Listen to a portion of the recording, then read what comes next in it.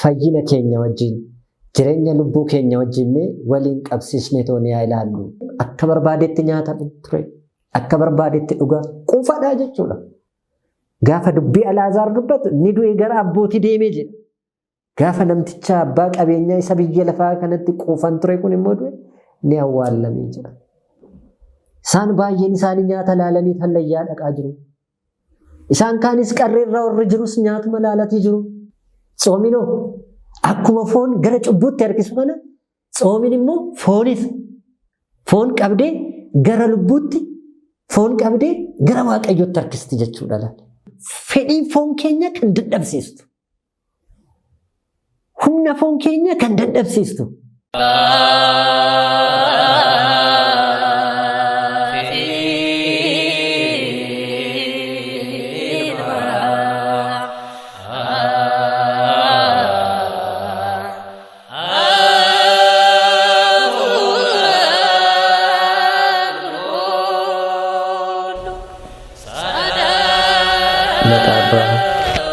Maqaa Hafuura Qulqulluu Waaqa tokko amiin. Maqaa Abbaa, maqaa Ilmaa, maqaa Hafuura Qulqulluu Waaqa tokko amiin. Maqaa Abbaa, maqaa Ilmaa, maqaa Hafuura Qulqulluu sadan Waaqa tokko amiin. Maatiiwwan Waaqayyoo, maatiiwwan Kiristoosin kan jaalattan, Kiristoos kan isin jaalatu, ijoollee haadha keenya Giiftii Qulqulleetti Dubree Maariyaam kan taatan, firii mana amantaa mana kiristaanaa, maqaa Waaqayyootiin nagaa isin gaafadha. Akkam jirtu? Akkam ooltan? Amiin. Waaqayyo Abbaa keenya jaalala isaatiin, tiskummaa isaatiin, otoo nurraa hin fagaatiin, kennaa isaatiin, otoo waa tokko nun dhorkatiin, jireenya keenya hunda keessatti nu hoogganee, nu eegee, guyyaa har'aa kanaan kan nu ga'e. Har'a immoo sagalee Waaqayyoo akka waliin barannu, carraa kanas kan nuuf kenne, maqaan isaa kan galatoome haa ta'u. Akkasumas maqaan haadha keenya Giiftii Qulqulleetti Dubree Maariyaam kan galatoome nuuf haa ta'u. Egaa maatiiwwan Waaqayyoo barumsa keenya yeroo darbe tsoomii kaasne irratti amma tokko tsoomiin maal akka ta'e waliin kaasnee hiika tsoomii ilaallee itti aansineetoon immoo tsoomii yeroo laallume nyaatni yoo maalidha jenneetoon jireenya kiristaanummaa keessatti akkamiin akka waliin deemuu qaban waa'ee tsoomii waan tokko tokko kaasnee ture. Har'as bakkuma dhaabne sanirraa eegalleetoon mee sirriitti ilaalla. Yeroo baay'ee beeta kiristaanni waa'uma tsoomii haasofti itti fakkaata namoonni baay'ee. Maalidhaa fi garuu waa'een tsoomii yeroo baay'ee kan ka'u barbaachummaan tsoomii akkasitti olaana ta'eetoon beeta kiristaana keessatti kan ka'u dogma ta'eetoon kan ittiin jiraatamu kan jedhu kana fayyina keenya wajjin jireenya lubbuu keenya wajjin waliin qabsiisnee toonii haa ilaallu. Sirriitti ilaaluu qabna waan ta'eef. Egaa yeroo darbe akkuma yeroo kaasnu yaalle namni kiristaanni tokko keessattuu immoo maaliif akka uumame kaayyoo uumamneef beekuun barbaachisaadha. Uumama keenyas beekuun barbaachisaadha. Nuti namni jechuun foonii fi lubbuudha. Nafsinna sigaa isa jedhamu jechuudha. Yookiin immoo namni jechuun amala torbarraa kan uumame jechuudha miti. Amala foonii afurii fi amala lubbuu sadi irraa kan uumame jechuudha. Amaloonni kun hundumtuu keessattuu amaloonni afran amaloota foonii jedhaman, amalootni sadan amalootni lubbuu jedhaman fedhii mataa isaanii qabu jechuudha. Amalli foonii gammachuudha, nyaachuudha, dhuguudha, biyya lafaa kana. Kun immoo barumsa yeroo darbe irratti akkuma kaasne jalqabuma namni Waaqayyoon kan gargar bahe tsoomii isa jalqabaa diiguu isaatiin. Waada isa jalqabaa Waaqayyoon ajaja isa jalqaba Addaamiif kenne tsoomii kan ture san dhiisuu isaatiin. Ajaja san cabsuu isaatiin jechuudha. Kanaaf foon kanadha. yeroo hunda kanuma foon biyya lafaa kanadha. Foon waan bareedaa argee jennaan, foon nyaata argee jennaan, foon dhugaatii argee jennaan cubburraa hin deebi'u jechuudha. Hojjechuurra hin deebi'u. Lubbuun immoo lakkee ani gara Waaqayyoo ta'etti Waaqayyo koo dhabuu hin barbaadu. Isa uumama hunda caalchisee na uume. Isa cubbuu raawwannee isa raawwadhee kufee cubbuudhaan du'ee jennaan na fayyisuudhaaf dhufe. Isa jireenya bara baraa naaf laate. Isa aangoo kana hunda naaf kenne Waaqayyoon gargar ba'uu hin barbaadu itti tole yaadde jechuudha lubbuun immoo yeroo hundumaa. Kanaaf isheen tsoomuu barbaadde foon immoo nyaachuu barbaada. Kana araarsatee deemutu nurra jiraata ijoollee Waaqayyo. Beeta kiristaanni kanaaf seera uumtee toon yeroo yeroodhaan akkuma hiika isaati irratti ilaalle tsoomiin yeroo murtaa fi yeroo beekamaa ta'e keessatti nyaatarraa dhorkamuudha jedha. Kun hundummoo seeras qaba. Haalli raawwisaatis ifatti kan taa'edha jechuudha. Beeta kiristaanni manni kiristaanaa kana kan raawwattu ijoollee ishee hubuufi miti. Kiristaanonni akka ittiin godda'amaniif miti. Kana sirriitti ilaaluu qabna. Mee fakkeenya fedhii biyya lafaa keessatti akkuma yeroo darbe isiniif kaase qulqulluu Phaawulos jireenya isaa keessatti ani akkan Kiristoos fakkaadhe kan jedhe Kiristoos tsoomeetti itti agarsiise. Qulqulluu Phaawulos jireenya isaa keessaa hundatti tsoomatee ture. Warri hin tsoomne hoo warri biyya lafaa kanarratti nyaatanii dhuganuu mee fakkeenya isa seenaa wangeela Luuqaas boqonnaa 16 lakkoofsa 19 irra jiru seenaa Nawee jedhamu kana yaalaallu. Namtichi Nawee jedhamu kun baay'ee abbaa qabeenya ture. Baay'ee qaba ture. Kan qabus waan ta'eef akka barbaadetti nyaata ture. Akka barbaadetti dhugaa quufadha jechuudha. Quufni rakkisaadha ijoollee Waaqayyo. Quufadha. Waan hunda akka barbaadetti nama argatuuf jiraatu ture biyya lafaa kanarratti qaba waan ture. Qabeenyi garuu kanaaf miti. Qe'ee isaa jalammoo aaxirii isaa jalammoo namni nyaatan qabaanne namni madaadhaan rukutame namni baay'ee goddaama ture. Alaazaar namni jedhamu kufee ciisee ture. Yoon firfaarii isaa yoon waan inni nyaatee quufee isarraa hafe waan isarraa hafe yoon argadhe jedhee aaxirii isaa jala kufee ture. Gaaf tokko waalleen darbineefi jedha. Gaaf tokko ol jedhee toon hin laalle. Gaaf tokko isa gargaaruu hin barbaanne. Baay'ee nama gaddisiisa seenaan akkasii yoo jireenya kiristaanummaa keenya keessatti makamee jiraate ijoollee Waaqayyo. Kana sirriitti ilaaluu qabna. Waaqayyoon waan nuuf kenneen hunda Waaqayyoon dagachuu hin qabnu. Kan nuuf kenname hundumtuu kan Waaqayyooti. Nu maal qabna ture? Hundatti kan dhufne Waaqayyooni. Hundammoo dhiisnee kan deemnu gara Waaqayyootti. Nawee namtichi kun kan hunda dagatee waan kitaabarra jiru dagatee waan seera abbootii isaa hunda dagatee namticha hiyyeessa qe'ee isaa jala kufee jiru kana gaaf tokko hin daawwanne ture hin laalle turedha. Namtichi dhukkubsataan gaaf tokko nyaata isarraa barbaadee nyaachuudhaaf waan inni gaturraa waa harca irraa nyaachuudhaaf aaxirii isaa qe'ee isaa jala ciisee ture sun garuu gaaf tokko otoo hawwii isaa kana hin guuttatiin argate inni du'ee gara Waaqayyoo gara abbootii isaa deemee jedha. Harka Abrahaam dhaqee jedha. Abrahaam fa'aa qulqulloota Waaqayyootti makamee jedha. Seenaan barreeffamee jiru kun. Namtichi kunis abbaan qabeenya kunis namtichi nyaataa fi dhugaatiidhaan of jiraachise jireenya isaa guututti gammachuun irraa dhabamee hin beekne kun gammachuudhaan ture kunis ni du'e ni awwaallamee jedha. Gaafa dubbii Alaazaar dubbatu ni du'e gara abbootii deemee jedha. Gaafa namticha abbaa qabeenyaa isa biyya lafaa kanatti quufan ture kun immoo du'e ni awwaallamee jedha. Baay'ee rakkateedha bakkee du'ee lubbuun isaa cinqamtee hiphattee gala ol jedhee ilaalee innaan Waaqayyo raajii Waaqayyo Alaazaariin harka Abrahaam dahoo Waaqayyo ta'ee toon argee jira.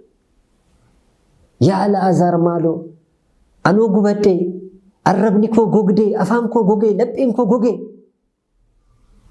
harka kee quba keetiin bishaaniin tuqii toon arraba koo naa tuqi maaluu naa laaffisi jedhee jedha. La waaqayyo akkasin nama hin beeka. Waaqayyoon waaqa murtiiti. Waaqayyoon dadhabbii keenya hundumaa hin beeka. Waaqayyoon quufa keenyas hin beeka. Waaqayyoon dadhabbii keenya tsoomii keenya hundumaa ni beeka waaqayyoon. Hin danda'amu jedheen. Abrahaamin gaafate hin danda'amu jedheen. Egaa hin danda'amne immoo obboleettan koo biyya jiranitti naa himaa naa ergaa. Obboleeyyan koos akka kiyyaatti jiraatu jedheen. Kitaabni seerriif kitaabni barsiisonni raajonni jiruuf jedhaniin isaan hin dhaga'anii asii namni du'e yaadeemu Al'aazaarin naaf ergaa maaloo jedheen. Kunis hin danda'amu. Yoo isaan san hin dhageenye asiis yoo namni deeme hin dhaga'amu jedhamee itti cufame. Biyyi lafaa kun kanaan ala waan qabu hin jiru ijoollee waaqayyoo. Quufnis kanuma waan biraa homaa hin qabu quufni. Gooftaa Yesuus Kiristoos wangeela Luqaas 21:34 irratti lapheen keessan baay'ina dhugaatiitiin machiidhaan waayuma sagaagalaa yaaduudhaan akka hin dadhabne dadhabaan kan taane of eeggadha.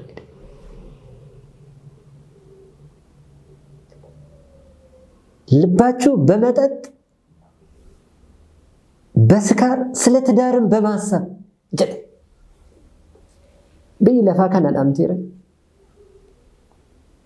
ቆልቆሎ ጳውሎስ ቆሮንቶስ ተኮፋራቴ ለኮፍሳ በቆና ሰዴት ለኮፍሳ ሰዴት ራቴ ኛትኒ ገረ ዋቀዮትን ኤሱ ጀዳ ኛኒ ገረ ዋቀዮትን ኤሱ yoo nyaannesi wanti nuuf dabalamu hin jiru yoo nyaachus baanne wanti nuuf irratti hin jiru kitaaba kanarratti. Mee ilaala sirriitti maaliidhaaf waa'ee nyaataa irra deddeebi'ee haasa'a Phaawulos? Waa'uma nyaatatti isa cinqee maaltu isa cinqee as keessatti? Namoonni baay'ee waaqayyoon gargar kan bahaa jiran cubbuun inni tokkoffaan fedhiin inni tokkoffaan Hewaaniin kan qore Addaamiin kan ajjeesu akka salphaatti wanti ilaallu nyaataadha. Nyaata sirriitti ilaaluu qabna. Jecha kana nyaatni gara mootummaa waaqayyootti gara waaqayyootti nun dhiyeessu jedha.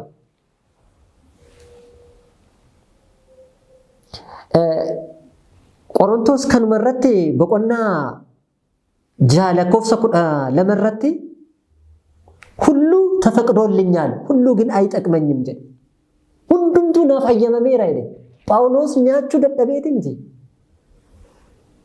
ኢሳዩ ከደቴ ነመኛቹ በርባዱዩን ቱሬ ጳውሎስ ነሙረቲ አከ በአንታን ኤኙምቱ አከ ኢሳፍ ኤኙማ አከ ረክስ ነጀደ አልከናልከኑ ጀቻ ጉያ በርሲሳት ወይ ነመ ዋኛቱ አቡስ ሚቲ ቆልቆሎ ጳውሎስ hundinuu ayyamamee ture hundinuu garuu na fayyadu akkas jedheetoon maal jedha ana irratti immoo jedha hundinuu naaf ayyamameera hundinuu na fayyadu jedheetoon maal jedha tokko isaatiyyuu garuu ana irratti aangoon qabu yookiin immoo ana irratti hin abboomamne jedha. Akka abboomamus akka narratti aangoo qabaatus hin ayyamuufi jedha. Itti aansee jedhe maal jedha achumaan itti aanitoon Phaawulos egaa hedheet garaan nyaatafi nyaanni immoo garaadhafi jedha. Nyaanni garaadhafi garaan immoo nyaatafi jedha.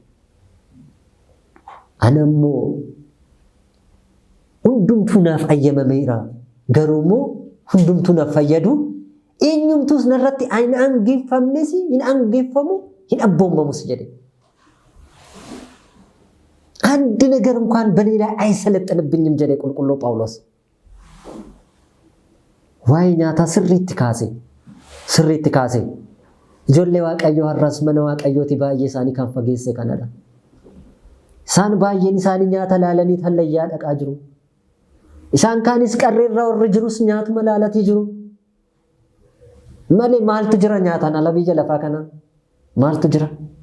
Nyaata, uffata, dhugaatiidha. Qabeenya kanuma mini. Nyaataan ala immoo maal hundinuu immoo nyaanni hin jiraanne immoo ta'a biyya lafaa kana keessa nyaataan ala.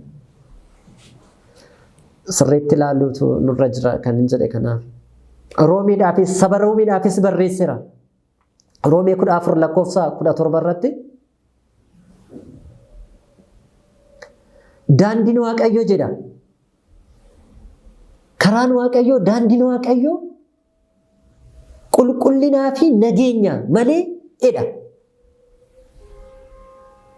Gammachuu nyaataan argamu dhugaatiidhaan argamu miti jedha. Kam sagalee jecha Waaqayyoo akkam nama gammachiisu seetan. የእግዚአብሔር መንገድ ጽድቅና ሰላም በመንፈስ ቅዱስም የሆነ ደስታ ነው እንጂ መብልና መጠጥ አይደለችም ጅዳ በመንፈስ ቅዱስ ከና አፉረ ቁልቁሉን አንከነም ገመቹ አፉረ ቁልቁሉን አንከነም አርጋቹ ደመለ እንስ ቁልቁልን እንስ ነገኛ ዋቀዩ ደመለ እጉማን ሲንጀዳ ገመቹ ኛታ ፊ ዱጋቲ ዳን አርገሙ ምትጀዳ ቁልቁሉ ጳውሎስ Mabiyyi lafa kanatu nu dhamaasaa jira nyaataaf dhugaatiidhaan gammachuudhaaf ganama hin nyaanna galgala hin nyaanna guyyaa hin nyaanna hin beelofna hin nyaanna hin beelofna hin nyaanna hin dhugana waa baay'ee raawwanna nu itti deddeebina.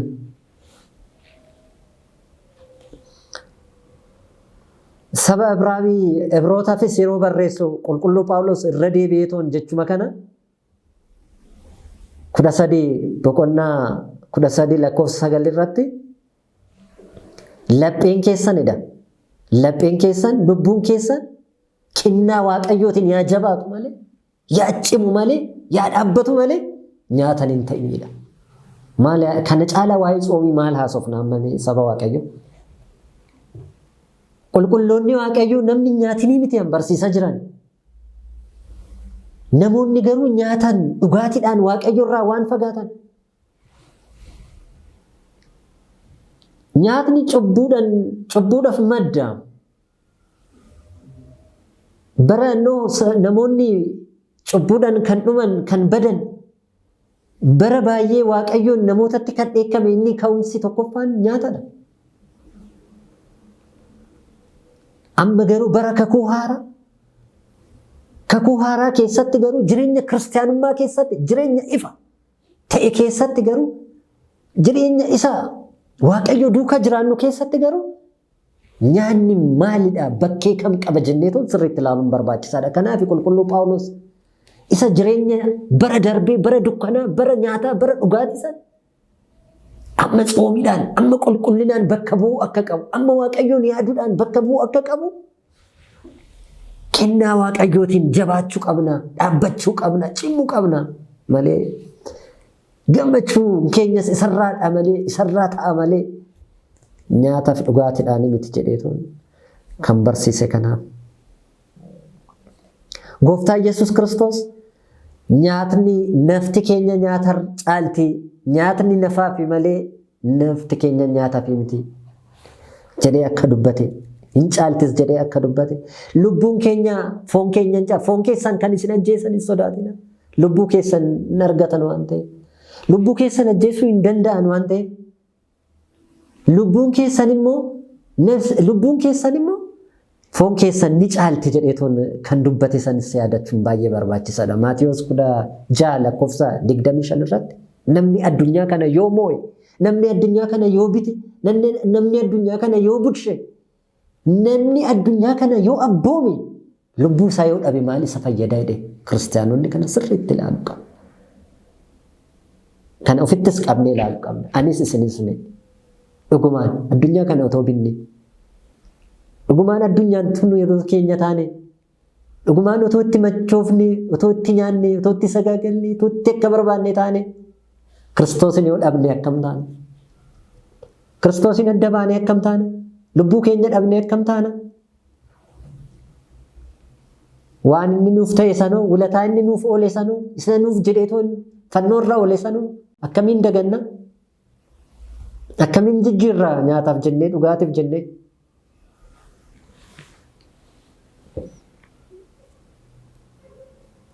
Kanaaf Maatiyos boqonnaa 10 lakkoofsa 39 irratti ነፍሱን የሚያገኝ ያጠፋታል ጀዴ ነፍሱን ስለኔ የሚያጠፋት ደግሞ ያገኛታል ጀዴ ጎፍታ ኢየሱስ ክርስቶስ እኒ ልቡሳ በርባድ ያጠፋታል ጋፈ ጎት ከቦታሳ በየለፋ ከነቲ እርጉ ዴማ በርሲሳ ጋፈ ጀዱን ሶዳቲና ዋጀዴ ሁማስ ቀበተን እንደሚና ጀዴ ልቡ ከሰን መሌ ፎን ከሰን መሌ ልቡ ከሰን ነሙን አርገም ልቡ ከሰን አናፍ ጀተኒቶ ነው ያዳብደን እናርገቱ biyya lafaaf jettanito lubbuu keessan yoo dhabdan immoo yoo dabarsitan immoo yoo jiraattan immoo lubbuu keessan ana dhabdu lubbuu keessan dhabdu jedheen gooftaa Yesuus Kiristoos. Kun hundumtuu bu'uura kan ta'u gooftaa Yesuus Kiristoos gammoojjii Qorontoos deemee guyyaa 40 tsoomee kan nu agarsiisedha. Maatiyos wangeela Maatiyos boqonnaa 4 lakkoofsa 4 irratti ሰው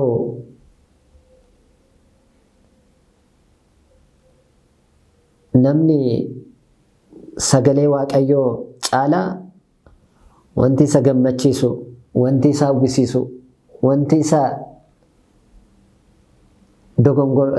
wanti isa mo'achuu jiraachuu hin danda'u jiraachuus hin qabu. Kana waan tsoomeetoon nutti agarsiisedha. Bakkee tsoomettis wanta raawwatamee qormaata isaaf dhiyaate sillaalla waan ta'eef fuula duraati irratti faayidaa tsoomee yeroo ilaallu achirratti sirriitti ilaalla jechuudha. Kun immoo as bakkee kanatti qofa yookiin qulqulluu Phaawulos gooftaa Yesuus Kiristoos waan isatti agarsiisa sanirraa ka'eetoon kan dubbate qofas miti. Duras immoo hin ture. Inni laphee waaqayyoo kan jedhamaa ture Daawit yeroo baay'ee jireenya isaa keessatti cubbuu isaa gara waaqayyootti kan ittiin boo'e waaqayyoon araaramuuf cubbuu isaa akka irraa balleessu waaqayyoo akka isatti deebi'ee ilaalu kan godhe Daawit tsoomiidhaan yeroo baay'ee lubbuu koo tsoomiidhaan dadhabsiiseedha Daawit faarfannaa 34 lakkoofsa 13 irratti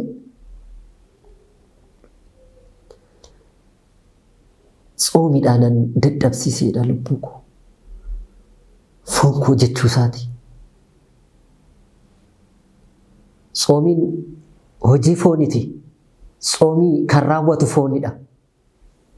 Gaafa foon tsoomii gaafa foon keenya tsoomii filate gaafa foon keenya gara tsoomitti deebi'e lubbuun keenya ni lalisti foonis ni lalisa.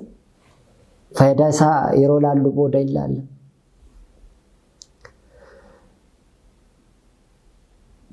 Kanaan ala foonifis immoo tsoomiin egaa waa'ee nyaataa akkasitti kaasne luugam hin qabdi akka foon gara barbaadetti hin deemne.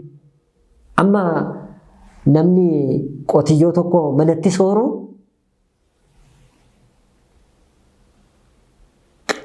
bishaan obaasuu yoo barbaade gamadaan harkiseetuun gara bishaanitti fudheetuun deema. Hoolaa soo ta'e hin jiru amma kara bahaa kana yeroo deemtan re'ootti gamadaan harkisanii fuudhanii deemaniit bishaan obaasuu bakka nyaataa fidanii deemanii nyaachisu. Yoo hubattanii jiraattan ta'e. Kuni bakkee baay'eetti magaalaa keessattis gara bishaan bakka jirutti harkisnee fuunee foon akkasidha. Foon yoo quufee akkasiin lubbuu keenya namummaa keenya harkisee gara cubbuutti hallayyaatti naqa. Tsoominoo akkuma foon gara cubbuutti harkisu kana tsoomin immoo foonis foon qabdee gara lubbuutti foon qabdee gara waaqayyootti harkisti jechuudha laal. Gara waaqayyootti luugama kan jennu kanaan. Luugamni fardi akka gara barbaadetti yoo luugama hin qabne fardiin hin dhaabbatu fiiga allayyaas dhaquu danda'a jechuudha. Hin qabna. Luugamaa hin qabna. Foon akkasitti qabamuu qaba waan ta'eef tsoomiin kan barbaachise. Qulqulluu Phaawulosis gooftaa Yesuus Kiristoos jalqabumaa kan nu barsiise qulqulluu Phaawulosis kan irra deddeebi'eetuun kana dubbate Nyaatarraa fagaannee tsoomitti gara tsoomitti akka deebinu waan barbaadeef jechuudha. Waan barbaadeef jechuudha. Kanaaf abbootiin maal jedhu seetanii yeroo waa'ee tsoomii kaasan ጾሚን ጾም ቁስለ ነፍስን የምትፈውስ መዳ ልቡ ከን ፈይስ ጭቡራ ከነቅጡ ጀቹዳ ገረ ዋቀዮት ከንዴቢስቱ ጀቹዳ ኃይለ ፍቶትን የምታደግም ፈዲ ፎንኬኛ ከንደደብሲስቱ ሁነ ፎንኬኛ ከንደደብሲስቱ ቁፋም መሌኑ ታለም ታናም መሌን ጨም ጀዳምቴ ማክማክስ ከንደደብሲስቱ አከኑታለ አከንጨምነ ከንታሲስቱ የበጎ ምግባራት ሁሉ መጀመሪያ ዋን ጋሪዳፍሞ ጀልቀበ ከንታት ለጽድቅ ነገር ሁሉ ጀልቀበ ከንታት ሆጂ ጋሪዳፍ ሁሉ ጀልቀበ ከንታት ዳንዲ ከንታት ከውምሰ ከንታት የጽሙዳን ክብራቸው ነሞታ ዋቀዮ ፊደመኒ ዋቀዮ ጀደኒ በየለፋ ከነ ዲሳኒ ይሮባየ ከለናዳን ይሮባየ ዋን ጋሪረቲ ቦባን አከጭመኒ አከጀባታኒ አከትፈን ከንታሲስቱ ከበጀ ከንከንሲስቱ የንጽህና መገለጫ ቁልቁልነ ከንልሲቱ ዮኪን ቁልቁልማን ለማ ከንቲን ሙለቱ ዋቀዮ ፉንረቴ ፎንኬኛ ገዲ ቀብዴ አካ ዋቀዮ ኦል ሉካስ ዮኪን ከበጀሳ ኪናሳ ኑፍ ባይሱ ከንታሲስቱ ሰውነትን እግዚአብሔር ፊት በማዋረድ ትህትናን ገንዘብ ለማድረግ አካ ኦፍ ገዲ ቀብሉ አካ ኦፍ ገዲ ጨብስኑ ከንታሲስቱ ቆሪቻ ልቡ በሪ ቁልቁልናት ይሄዱ የነፍስ መድኃኒት የጽድቅ በርናት ጀሩ ጆለ ዋቀዮ ከነስሪት ቀበዳ ከነስሪት ያቀባ ከናብ ጾም ይጀቹን ዋን ሰልጳሚት ይቹን ዋን ሰልጳሚት ጾም ይጀቹን ቡርቃ ኢሚማን ሆጂ ጩቡ ተኢራ ከንቲን ኡፈጌስ በሪ በለስኔፍ ኢሚማን ከኛ ገጠንገላስኔ ገረ ዋቀዮ አከዲያኑ አከ ዋቀዮ ኑፍ ዴቢው ከኑታስ አከ ዳዊት አከ ቦኙ ከኑታሲስ አከ ቁልቁሉ ጴጥሮስ አከ ቦኙ ከኑታሲስ ገንደከ ጩቡ ከኛ አከ ያደን ጩቡ ከኛ አከ ገድል ያ ዋቀዮ ማሉፍ ኑፍ አራራሚ ጀኒ ኑፍ ኢስ ጀኒ ዱጉማን ለጴራ አከ ገረ ዋቀዮ ዴቢን ቡርቃ ኢሚማን ከኛ ከንታት ጾሚዳ ቡርቃ ኢሚማ ከኛ ከንታት ጾሚዳ ስሬት ያጃለን ጾሚ ጆሌ ዋቀዮ ሰባ ዋቀዮ ስሬት ያጃለን ጾሚ ከናፍ ዋይ ጾሚ የሮ አከሲን ካስኑ ኢቲያን ስኔቶን በሩምሳ ጾሚ ከና ከለቲ ፈያዳይ ሳቲን አከሚን ራን እቲ አከሚን ራወቹ ቀምና ከራጀዱንሞ ወሊን ላለ ጀቹዳ ዋቀዮ ከኑ በርሲሴ ዋቀዮ ከኑ ቲሜ ሰገሌሳ ከደገኙ ከናቶ ሙታሲሴ ገለኒ ሳፊያተው ጅሩኝ ከኛ ከሰ ሁንደቴ ጾሚን ጃለኔ ጾሚን ፍለኔ ከጅራኑ ዋቀዮ ሁምነሳኑ ፈያላቱ ዋቀዮን መቃንሳ አንገለቱ ያተው